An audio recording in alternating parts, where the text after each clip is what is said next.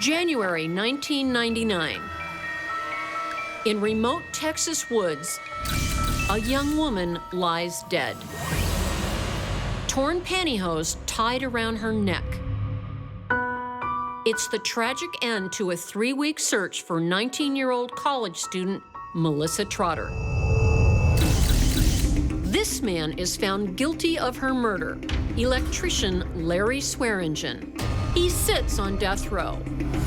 From day one, Larry has claimed his innocence. He says the facts prove he could not have done it. Some forensic evidence seems to back him up, but a lot of circumstantial evidence points to his guilt. This is truly a confounding case. Is an innocent man going to die while the real killer remains free? I'm going behind the walls of the Polinsky unit in West Livingstone, Texas, to try to find the truth. I'm Candice DeLong. As an FBI agent, I worked on the front line for the world's most powerful law enforcement agency. I went undercover, I trailed terrorists, and I interviewed notorious killers. It's my job to understand the people who others cannot comprehend.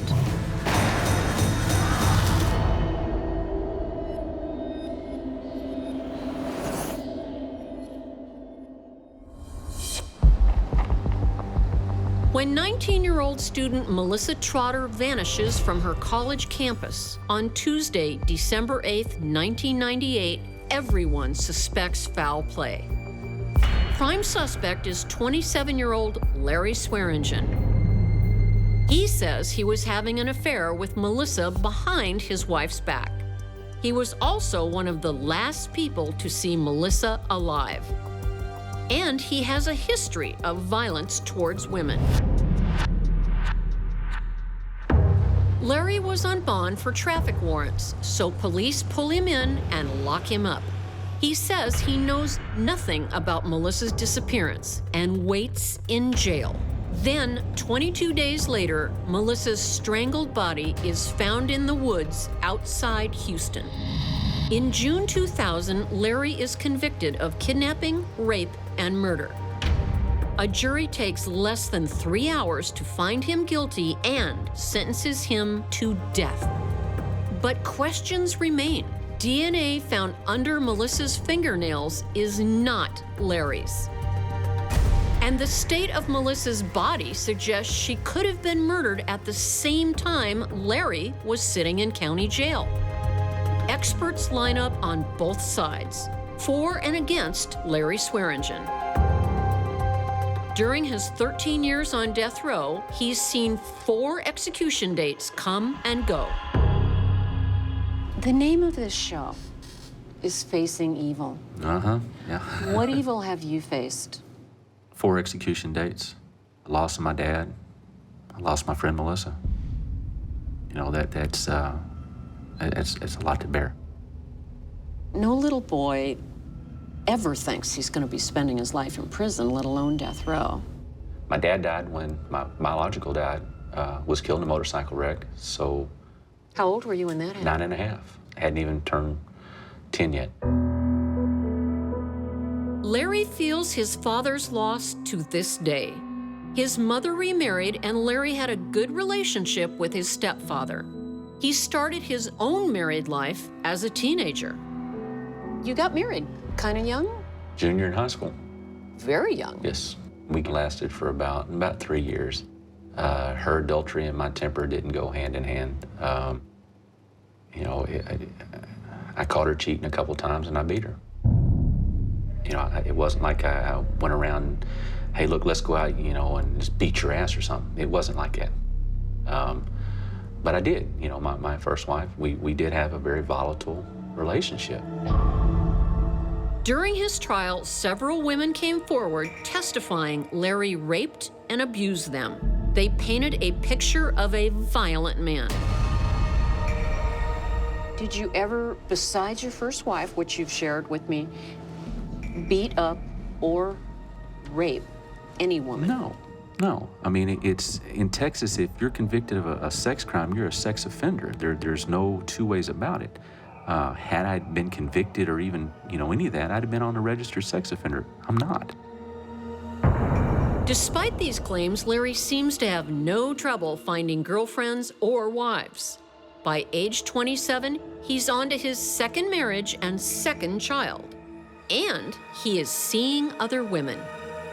How many girls were you seeing? Let's see, there was Melissa, and then a girl from the Coast Guard, so 4 or 5. There was a girl with DPS as well. So 4 or 5, and you're married. Yes. That's pretty risky lifestyle, Yeah. some would say. You could say that, yeah. I loved my wife, but I wasn't content.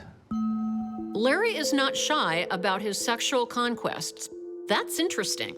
It could be because he's not that troubled by infidelity, and he wants to show me that his affair with Melissa was no big deal, that he had no motive to kill her. How did you first meet Melissa Trotter? At a boat launch. I was 27. She's 18, 19, and hit it off, and, went from there. You were married at the time, so seeing Melissa was extra, right? It wasn't boyfriend, girlfriend kind of thing. It was, without sounding rude, casual, I guess. Casual affair? Yeah. Relationship? Friends with benefits. When was the first time Melissa was at your trailer? I don't remember. It wasn't very long. My wife, she was gone doing something, and we come back. It wasn't one time, maybe twice. It wasn't very often, because we just moved into the trailer. Most of the time, it was in the back of the truck or something like that. So you were intimate more than once? Yeah. But only one time at your trailer? I don't know if we were intimate at my trailer. I know she'd come over, but I don't remember if we were intimate or not. It's been a while. Larry's uncertainty is not helping him. He should remember where they were intimate. He's also remaining quietly conversational with me, almost emotionless. Is he trying to show me he's not a violent man? Or is this simply the mark of a sociopath? Tuesday, December 8th, 1998, the day Melissa Trotter is last seen alive. Larry goes to Melissa's college, but he says not to see her. I was collecting money from work that I did from one of the police officers that was there. That was why I was there. Melissa was just a chance meeting. It wasn't like, hey, look, I'll meet you there. You were seen speaking to each other? I admitted, I took the stand and told him that. She was seen leaving the cafe, or the ELC building. And it's like I told him, I left her there with 2 individuals. When I left... Did you know who those individuals were? Larry insists that he leaves Melissa on campus. But prosecutors contend Larry takes Melissa back to his trailer. Melissa's brand of cigarettes are found there. Her brand of cigarettes and her lighter, or at least 2 items meeting that description, were found in the garbage. And were attributed to being her property. Well, the DNA on the cigarette butts are not hers. What about the pack of cigarettes and the lighter? That's what I'm saying. The DNA is on all that. None of that belongs to her. My ex-wife smoked, and she was trying to keep it a secret. Larry's wife admits the cigarettes are hers. Melissa goes missing later that day, and Larry becomes the prime suspect when investigators find his phone number in Melissa's room. Why were the police so high on you? My past history. They already knew, hey, look, I've got a violent past, and here it is, here's a missing person. So 2 and 2, we get 5. It gives them, hey, look, he makes a good suspect. I did. But making a good suspect and being guilty are just 2 separate things. Houston, Texas. When 19-year-old student Melissa Trotter goes missing in the winter of 1998, Larry Swearingen is the prime suspect. Police don't yet have a body, so they find another way to put Larry behind bars. Did they tell you why you were being arrested? I was being arrested on the pretext of traffic warrants. I was out on bond, so they called the bonding agency and said, hey, look, we need to keep him in jail. So they pulled my bonds. After that, they raised them to $1.5 million to keep me in jail. And that was your first clue? Well, that was my first clue when they started asking me questions. Hey, look, what was you doing this day? Larry is showing some emotion now. He's angry at what he says is injustice. 25 days after Melissa goes missing and 22 days after Larry is arrested and jailed, Melissa's body is found in the Sam Houston National Forest. At trial, the prosecution claims Larry kidnapped Melissa on campus. What's the matter? What are you doing? And took her back to his trailer, where he raped and then strangled her with a cut-off pantyhose leg. Then he dumped her body deep in the woods.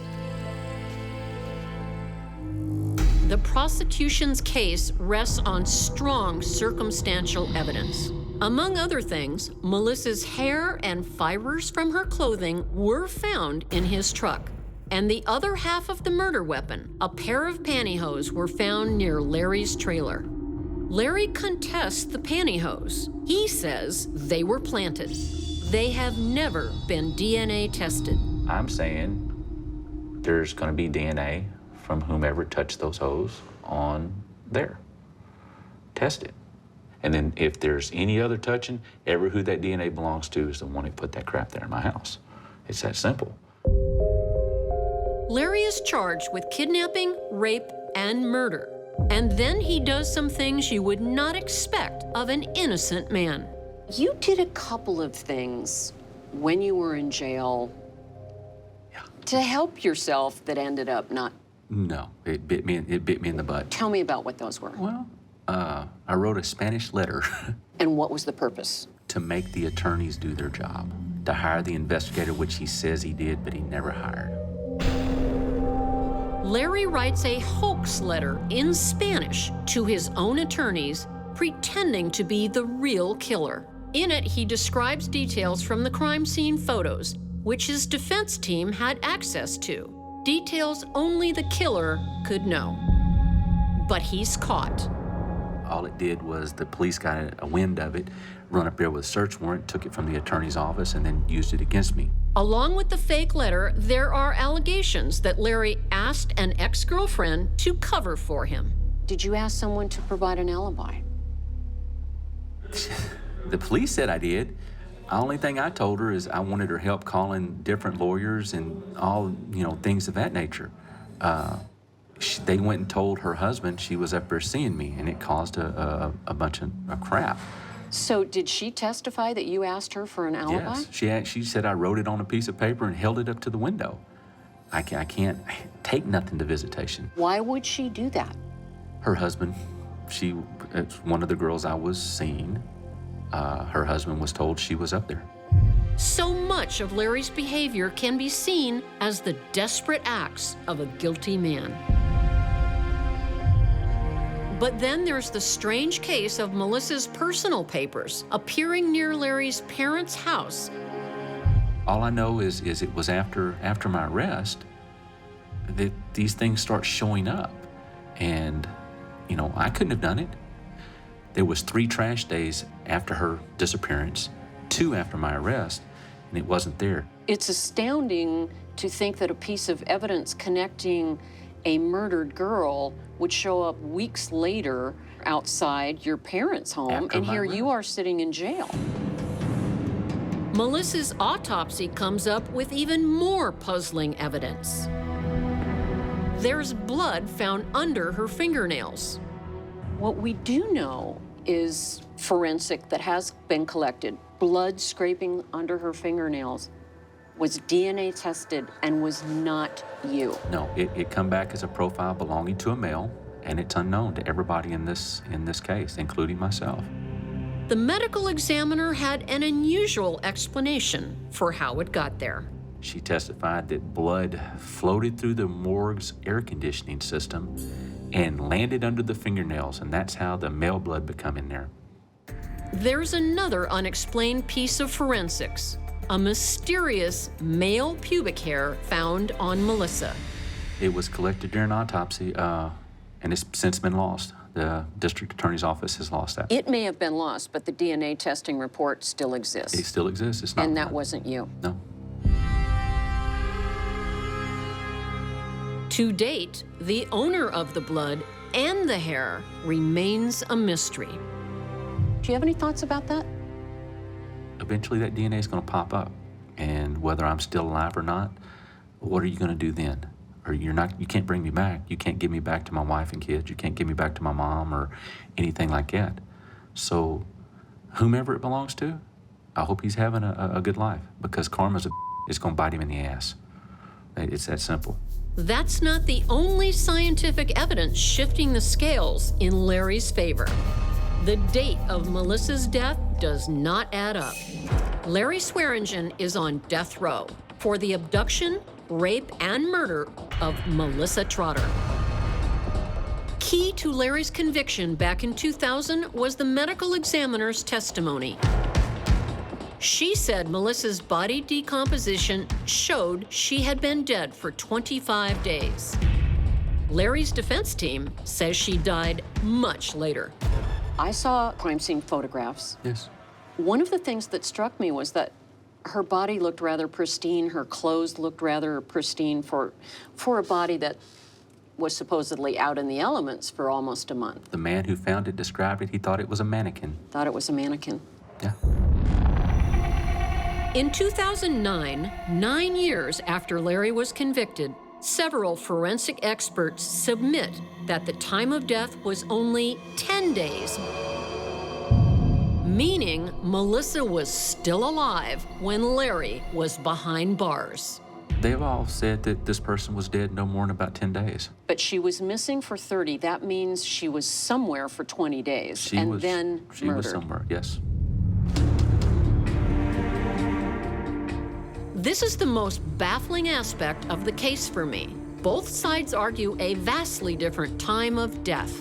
One proves Larry is innocent, the other points to his guilt.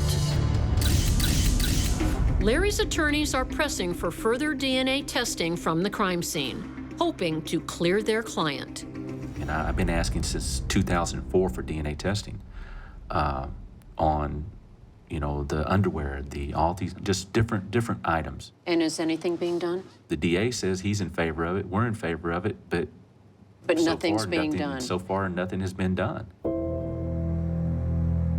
This case is heartbreaking to Melissa's family, too. They have no doubt that Larry Swearingen killed Melissa, and they need justice for their daughter.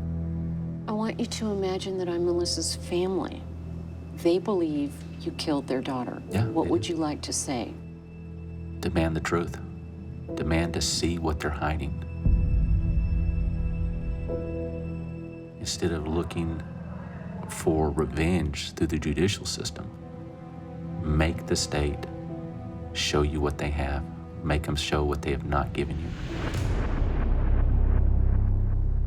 Larry, did you kill Melissa? No, Do you know who killed Melissa? I wish I did, because somebody'd be knocking on their door. If you were released, would society be safe from you? Yeah, I mean, they were never in danger with me to start with. According to Larry, he's sitting on death row due to a mistake he made earlier in his life. He's admitted to me that he's no angel, but does that make him a killer? Would women be safe from you? Yeah. I mean, it's, if you condemn somebody from, you know, early on in their life, then what are we as a society? You know, we all make mistakes, but in this place, you learn to reflect. You learn to look at things in the right perspective. The jury found Larry Swearingen guilty of this crime. But part of me can't help but look at the evidence and see some of it just doesn't add up.